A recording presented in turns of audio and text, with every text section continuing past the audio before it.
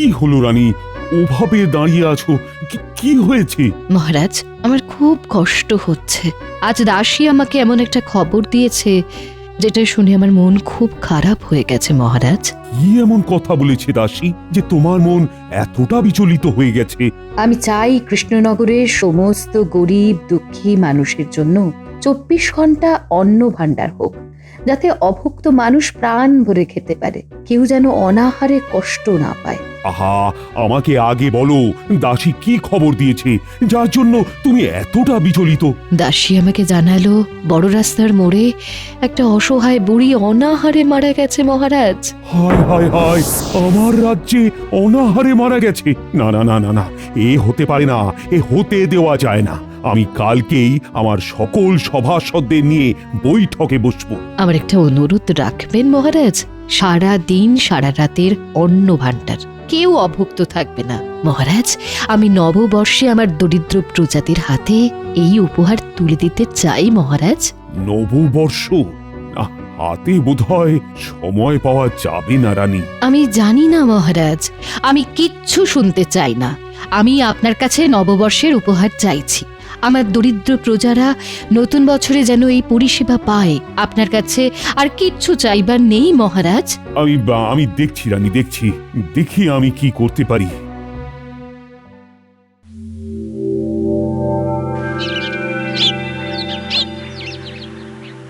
গিন্নি, ভাত বাড়ো, খুব দেরি হয়ে গেছে। কিরে মা, কেমন আছিস? আমি এসে গেলাম নতুন বছরটা তোদের সাথে কাটাতে। হ্যাঁ, ব্যাস, গিন্নির এখন শখের প্রাণ গড়ের মাঠ। নাও, তোমার মা এসেছেন। এই যে বলি, আমার মা, আমার মা কি তোমার কেউ হয় না নাকি? ইমা, কেন হবে না? অসুরি মা, থুরি, শাশুড়ি মা বলে কথা। কি বললে? আবার বলো, আবার বলো। আমার শাশুড়ি ঠাকুরুন। একটু নাটক তো করতে হবে দাম্পত্য জীবনকে মসৃণ রাখতে। আসুন শাশুড়ি ঠাকুরুন, আপনার পায়ের ধুলো দিন। থাক থাক থাক থাক বাবা, অতি ভক্তি চোরের লক্ষণ। হ্যাঁ, সে আমাকে চোর বলুন, চৌকিদার বলুন, আপনার যা ইচ্ছে তাই বলে ডাকুন, কিন্তু আমার অচলা ভক্তি সচলা এবং সবলা দেবীর পায়ে সর্বদা আছে।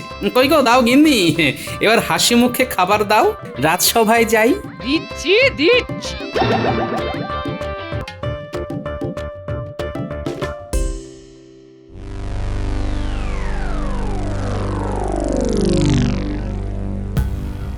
প্রণাম মহারাজ। কি হলো মহারাজ, আপনি এত বিমর্ষ কেন? আমার রাজ্যে একজন বৃদ্ধা অনাহারে মারা গেছে।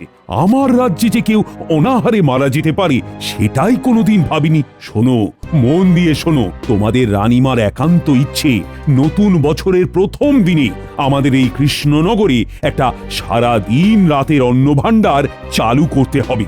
গ্রহ নক্ষত্রের দিক ধরলে ওই দিনটা কিন্তু খুব শুভ দিন। নতুন বছরের প্রথম দিনে হাতে তো খুব বেশি সময় নেই মহারাজ। অসম্ভবকে সম্ভব করতেই হবে। আমি কিন্তু না শুনতে নারাজ। যত টাকা লাগে লাগুক, কিন্তু আমার রানীর মনের ইচ্ছেকে সম্মান দিতে হবে। বাবা বাবা বাবা, এই সুযোগে কিছু উপরি আয় হবে। মহারাজ খুব বিপদে পড়েছে। মহারাজ যত বিপদে পড়বেন আমার তত সুবিধে। মহারাজ, আমাদের চেষ্টা করতে হবে এবং এবং সফল হতে হবে। মহারাজ, এই কাজটা রানীমার কাজ। রানীমার কাজে কোনো ঢিলেমি চলবে না মহারাজ। আমি দায়িত্ব নেব। তুমি দায়িত্ব নেবে? তুমি এসবের কিছু বোঝো? কত ঝামেলা, কত ঝঞ্ঝাট। মহারাজ, আমি কাল থেকেই কাজ শুরু করে দিচ্ছি। বাবা, বড্ড তাড়া দেখছি। একটু আগে তো আশঙ্কা প্রকাশ করছিলেন, তার মানে কিছু তো ব্যাপার আছে। আমি ছেড়ে দেব না মহারাজ। আমিও রানীমার এই কাজে যুক্ত থাকতে চাই। না, গোপাল থাকলে খুব বিপদ। কিছুতেই গোপালকে রাখা যাবে না। মন্ত্রীমশাই খুব চিন্তায় পড়ে গেছেন দেখছি। আমাকে নিয়ে খুব সমস্যা। রানীমার কাজে আমি কাউকে ছেড়ে কথা বলবো না। গোপালকে কোনোভাবে এই বিষয়টা থেকে সরিয়ে ফেলতে হবে। আমাকে একা করতে হবে। এইখান থেকে অনেক পাওয়ার আছে। মন্ত্রী, তাহলে কাল থেকেই শুরু করে দাও। আর গোপাল, তুমি তো রানীমার খুব স্নেহের, এই কাজটা যাতে সুষ্ঠুভাবে হয় সেটা দেখার দায়িত্ব তোমার। আমি আমার সবটুকু দিয়ে চেষ্টা করব মহারাজ। আচ্ছা, একটা প্রশ্ন ছিল। বলো বলো, তুমি কি তোমার প্রশ্ন? মহারাজ, এই অন্ন ভাণ্ডারটা গড়ে উঠবে কোথায়? কেন, নদীর ধারে ওই পরিত্যক্ত মাঠে, ওখানেই শুরু হবে। মায়ের অন্ন ভাণ্ডার। বাহ, নামটা খুব ভালো হয়েছে, মায়ের অন্ন ভাণ্ডার।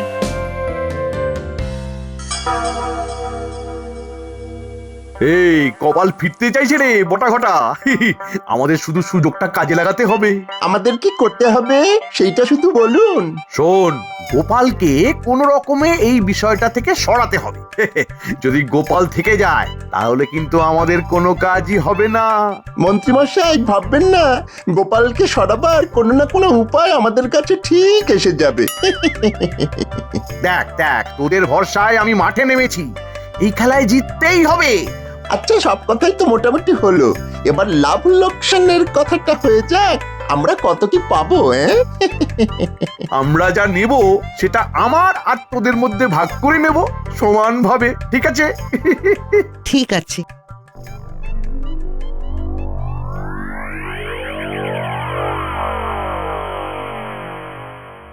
কিচ্ছু ঠিক নেই মহারাজ। মন্ত্রীমশাইকে আমি ঠিক বিশ্বাস করতে পারছি না। আমার মনে হয় এই মায়ের অন্ন ভাণ্ডার নিয়ে মন্ত্রীমশাইয়ের অন্য কোনো উদ্দেশ্য আছে। ওই জন্যই তো তোমাকে মন্ত্রীর সাথে রাখলাম। খাজাঞ্চিকে বলা আছে, মায়ের অন্ন ভাণ্ডারের খরচের অর্থ সব তোমাকে দেওয়া হবে, তোমার হাত থেকেই সমস্ত খরচ হবে। ঠিক আছে মহারাজ। তুমি তোমার মতো বিশ্বাসী লোক জোগাড় করো, কাল থেকেই কিন্তু কাজ শুরু করে দাও। ঠিক আছে মহারাজ, আজ তবে আসি। এসো এসো।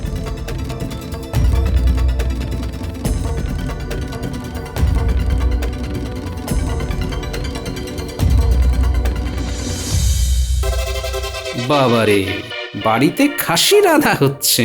খাসির গন্ধে তো সারা পাড়া একেবারে ম করছে। আচ্ছা, খাসি কে খাবে? শাশুড়ি ঠাকুরন তো বিধবা। তাহলে তাহলে কি অপগণ্ড শ্যালক এলো? যাই তো দেখি।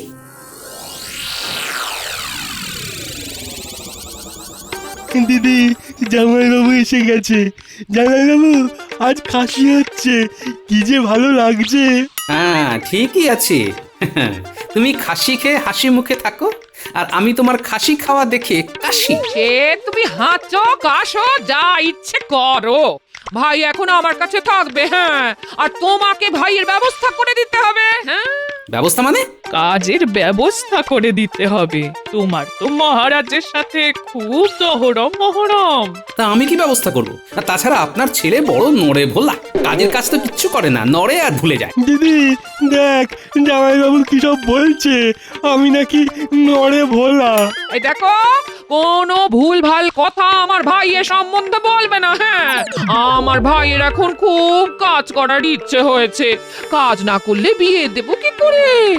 টুকটুকে বউ আনতে হবে। কি বল ভাই?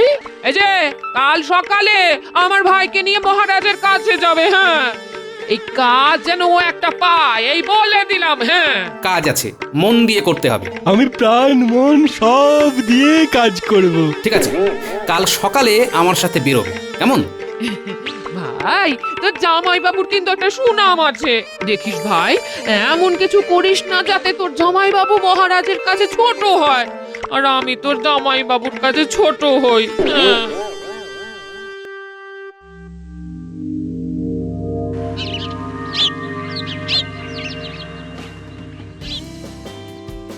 রানী, তোমার মনের ইচ্ছে মতো মায়ের অন্ন ভাণ্ডার এখানেই শুরু হবে। আজ থেকেই কাজ শুরু হচ্ছে। মূলত গোপাল আর মন্ত্রী দুজনের দায়িত্বেই কাজটা শুরু হবে।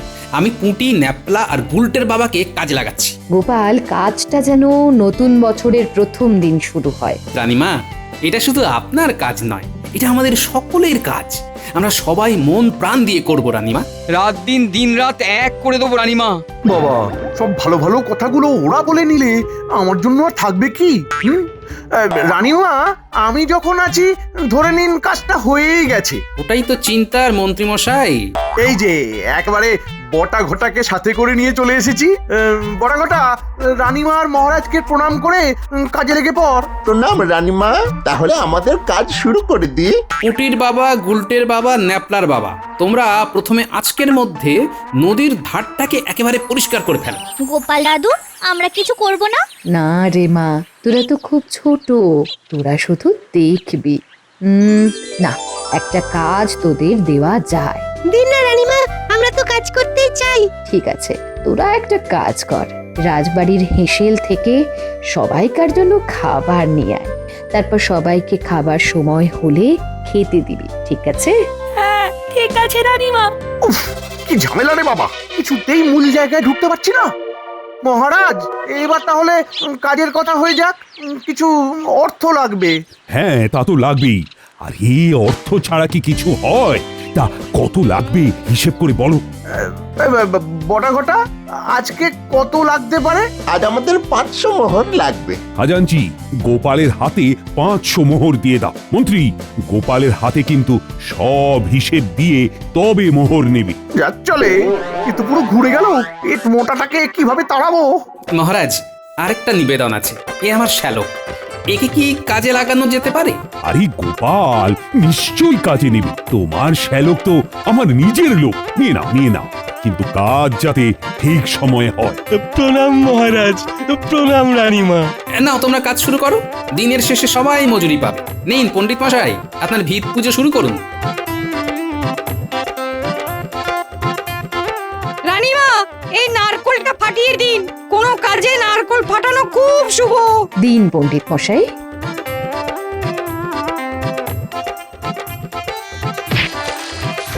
নাও সভাকবি, এই সুন্দর দিনে তোমার মুখের কবিতা শোনাও দেখি। প্রণাম মহারাজ, প্রণাম রানীমা। শুরু করি আমার কথা। রানীমা দিয়েছে ডাক, সবাই অন্ন পাক। অনাহারে কেউ রবে না, তাই মায়ের অন্ন ঘর। নতুন বছরের প্রথম দিন, তাই তরা কর। বাহ, অপূর্ব। যাক, কাজ শুরু হয়ে গেল। এবার শুধু কাজটা নির্দিষ্ট সময়ে শেষ করা। কি মন্ত্রী গোপাল, কাজ সময়ে শেষ হবে তো? মহারাজ, অনভিজ্ঞ মানুষ যদি ভিড় করে, তবে তো কাজ শেষ হওয়া খুব মুশকিল। এখানে তো কেউ অনভিজ্ঞ নেই মন্ত্রী। তুমি আছো, গোপাল আছে। মন্ত্রীমশাইয়ের বটা ঘটা আছে। কি মন্ত্রীমশাই, তাও ভাবছেন? মহারাজ, হাতে যা সময় আছে তাতে সবাই যদি মনোযোগ দিয়ে কাজ করে তবে কাজ শেষ হতে বাধ্য। হ্যাঁ, যেমন করে হোক গোপালের লোকজনকে সরাতে হবে, নইলে আমাদের কোনো লাভ হবে না। মন্ত্রীমশাই দেখি খুবই চিন্তিত। মন্ত্রীমশাই ভেবেছিলেন ফাঁকা মাঠ পাবেন। সেগুড়ে বালি মন্ত্রীমশাই, এটা রানীমার ইচ্ছে, রানীমার চাওয়া। এই মায়ের অন্য ঘর নিয়ে আমি কোনো বেয়াদপি সহ্যই করব না। রাজজ্যোতিষী, কি মনে হচ্ছে? মানে সঠিক সময়ে শেষ হবে তো? তা তোমার গণনা কি বলছে? সময় অনুকূল মহারাজ। ঝড় ঝঞ্ঝা যাই আসুক, সঠিক সময়ে মায়ের অন্ন ভাণ্ডার শেষ হবে। শুভ কাজ শুভ উদ্দেশ্য নিয়ে করলে ঠিক শেষ হয়।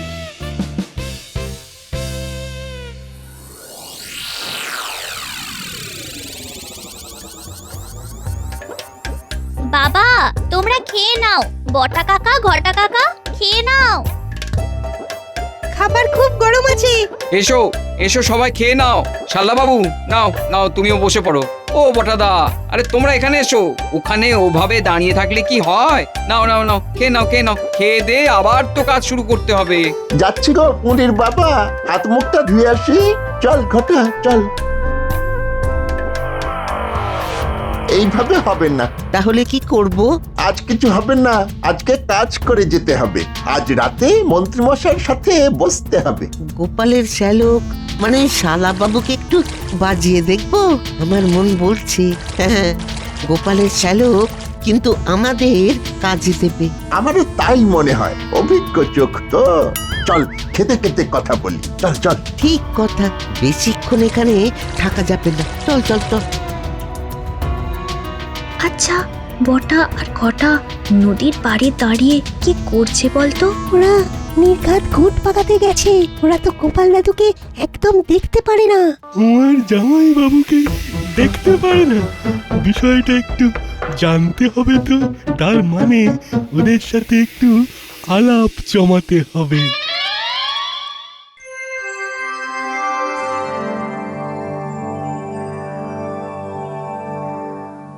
সকালবেলায় কেমন ফাঁকা মাঠ ছিল, এখন কেমন একটা ঘর ঘর লাগছে। আর একটু বড় হবে, তারপর মাথায় ছাদ। বাবা, শেষ হতে আর কতদিন লাগবে? এই রকম ভাবে মন দিয়ে কাজ করলে নতুন বছর আসার আগেই শেষ হয়ে যাবে। কি বলো বটা দাদা? কিছু বললে পুঁটির বাবা? বলছিলাম মন দিয়ে কাজ করলে নতুন বছর আসার আগেই কাজ শেষ হয়ে যাবে। হ্যাঁ, একদম ঠিক বলেছো। আচ্ছা, গোপাল দাদুর শ্যালক বটা ঘটার সাথে চুপি চুপি কি কথা বলছে? না, গোপাল দাদুকে সব বলতে হবে দেখছি। জানো না তো, আমার জামাইবাবু একটা জিনিস খুব কিপটে, পিঁপড়ের পিছন টিপে টিপে খরচ করে, বাড়িতে এলেই ঝামেলা করে। তুমি আমাদের সাথে থাকো, মন্ত্রীমশাইয়ের হাতকে শক্ত করো। মন্ত্রীমশাই তোমাকে রাজামশাইকে বলে ভালো একখানা পদ দিয়ে দেবেন। হ্যাঁ, বলো বলো কি করতে হবে? খাজাঞ্চি সব টাকা তোমার জামাইবাবুকে দিচ্ছে, আর গোপাল দাদা খরচ করলে তো আমাদের কোনো লাভ হবে না। যেমন করেই হোক ওই গোপাল দাদাকে মহারাজের চোখে ছোট করতেই হবে, একটা বদনাম। হ্যাঁ, তুমি বুঝতে পারছো তো? পারছি। জামাইবাবুকে চোর সাজালেই বিষয় জমে যাবে, তাই তো? ব্যাস, এবার তুমি শুরু করে দাও, হাতে সময় কিন্তু নেই। ওই মহারাজ আসছেন, এখন আর কথা নয়। বাহ বাহ বাহ বাহ বাহ বাহ, সকালবেলায় ছিল মাঠ, আর এখন দেখছি বাড়ির অনেকখানি হয়ে গেছে।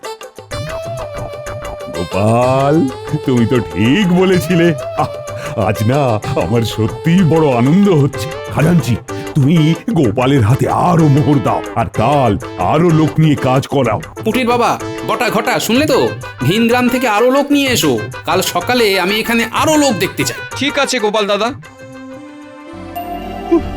জামাইবাবুর হাতে কত মোহর, ওই লাল থলিটা হাতাতেই হবে। গোপাল দাদু শ্যালক কিরকম লোভীর মতো মোহরের থলিটার দিকে তাকিয়ে আছে, সব বলবো। গোপাল দাদু, তোমার সাথে একটা কথা আছে। সবাই চলে গেলে তোমাকে শুধু বলবো। ঠিক আছে। তার মানে পুটির কথা অনুযায়ী আমার শ্যালক এখন লকলকে লোভের জিভ বার করে আমার মোহর হাতানোর জন্য বসে আছে। ঠিক আছে বাছাধন, দেখাচ্ছি মজা। হ্যাঁ, আমার সাথে বুদ্ধির লড়াই লড়তে যেও না, তোমার থেকে অনেকগুলো বেশি নববর্ষ আমি দেখেছি। কি গো, কি ভাবছো? তোমার ভাইকে একবার ডাকো তো, ওকে এই মোহরের থলিটা তুলে দেব। কাল সকালে আমি আর যাব না, বুঝলে? তোমার ভাই আমার প্রতিনিধি হয়ে কাজ করবে। যাও যাও, ওকে ডেকে আনো। ও মা তাই? আমি এক্ষুনি যাচ্ছি। হ্যাঁ, আমার আসল মোহর তো বিজ্ঞানীর কাছে। পুটি ভাগ্যিস বলল। বল, কি বলছিলি? তোমার শ্যালক কিন্তু বটা ঘটার সঙ্গে গুজগুজ ফুসফুস করছিল। আবার খাজাঞ্চি জেঠু যখন তোমাকে মোহরের থলি দিচ্ছিল, তখন সেই মোহরের থলির দিকে লোভীর মতো তাকিয়েছিল। বিজ্ঞানী, শত্রু আমার ঘরে। একটা উপায় আছে, বুঝলে? মোহরগুলো তোমার কাছে রাখো। রাখলাম, তার বদলে তোমাকে নকল মোহর দেব, যে মোহরে হাত দিলেই। কি হবে হাত দিলে? হাত চুলকে চুলকে ফুলে যাবে। চলো, তোমাকে এইরকম একটা লাল থলির মধ্যে নকল মোহরগুলো দিই। চল পুটি, তোর আবার বাড়ি যা, আবার কাল সকালে চলে আসিস। ঠিক আছে গোপাল দাদু। এই যে তোমার শ্যালক এসেছে, কি বলবে? বলে দাও, বলে দাও। হ্যাঁ, আমি কাল সকালে কাজের জায়গায় যেতে পারবো না, বুঝলে? তাই এই মোহরের থলি তোমার হাতে দিচ্ছি, তুমি চোখ কান খোলা রেখে খরচ করবে, বুঝলে? ওরে বাবা, এ তো মেঘনা চাইতেই জল। ঠিক আছে জামাইবাবু, আপনার কোনো চিন্তা নেই। দেখ ভাই, তোর জামাই বাবু সম্মান কি তুই রাখবি? হ্যাঁ, সে আর বলতে, আপনি কিচ্ছুটি চিন্তা করবেন না, আমি আছি তো। ওরে বাবা রে, কি হলো? হাত যে চুলকে চুলকে ফুলে গেল। ওরে বাবা চুল করছে। ওরে বাবা, বাবা গো। তুমি জেনে বুঝে এই কাজ করছো? হ্যাঁ, আমি যদি জেনে বুঝে এই কাজ করি তাহলে আমার হাত চুলকবে কেন? ওরে বাবা রে বাবা, বাবা গো। হ্যাঁ রে পুটি, ওদের কি হয়েছে রে? সকাল থেকে কাজ না করে হাত চুল করছে। আমি বলছি মন্ত্রীমশাই, আপনি গটা ঘটাকে কাজে লাগিয়েছিলেন কিছু অর্থ উপার্জনের জন্য। আপনার লোভ আমি সেই দিনই জেনে গিয়েছিলাম। বটা ঘটাকে সেই জন্যই আনা হলো। তারপর আর কি, বটা ঘটা ওখানে আমি আছি বলে সুবিধে করতে পারছিল না, তাই আমার শ্যালককে হাত করে। পুটি সব দেখে ফেলে, আমাকে বলে। তারপর বিজ্ঞানীর কাছ থেকে নকল মোহর নিয়ে আমার শ্যালককে দিই। ওখানে যে চুলকুনির গুঁড়ো মেশানো ছিল তা তো আমার শ্যালক জানে না। বাবা, অতি লোভ করতে গেলে না তাদের এই রকম অবস্থাই হয়। কি মন্ত্রী, তোমার ষড়যন্ত্র কি আর শেষ হবে না? আমি কিছু করিনি মহারাজ। চুপ! একটা পাজি বদমাইশ লোক, খালি লোভ না। তোমাকে আমি মন্ত্রিত্ব থেকে বরখাস্ত করলাম। তোমরা সবাই কাজ করো, মনে রেখো নতুন বছর আসতে আর বেশি দেরি নেই।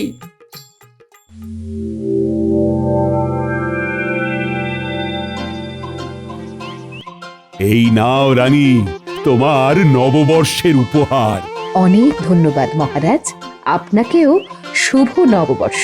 প্রণাম রানীমা, নতুন বছরের প্রথম দিনের প্রণাম আপনাদের মহারাজ। আমার গিন্নি এসেছে আপনার সাথে কথা বলবে বলে মহারাজ। হ্যাঁ বলো গোপাল বউ। মহারাজ, আমার ভাইয়ের অপরাধের জন্য আমার খুব খুব লজ্জা হয়েছে মহারাজ। আপনি আমাকে যেন এই ভুল বুঝবেন না। এই নববর্ষের প্রণাম নেবেন মহারাজ। যেখানে গোপাল আছে সেখানে জয় তো হবেই। কত ভালো লাগছে, আজ থেকে এইখানে কেউ আর না খেয়ে থাকবে না। সভাকবি, শোনাও কিছু। সবার তরে সবাই আমরা, মায়ের অন্ন ঘর, অভুক্ত কেউ থাকবে না আর সারা বছর ভর। নববর্ষের শুভেচ্ছা আর প্রণাম রানীমার পায়, সারা বছর যেন সবার সুখে শান্তিতে যায়।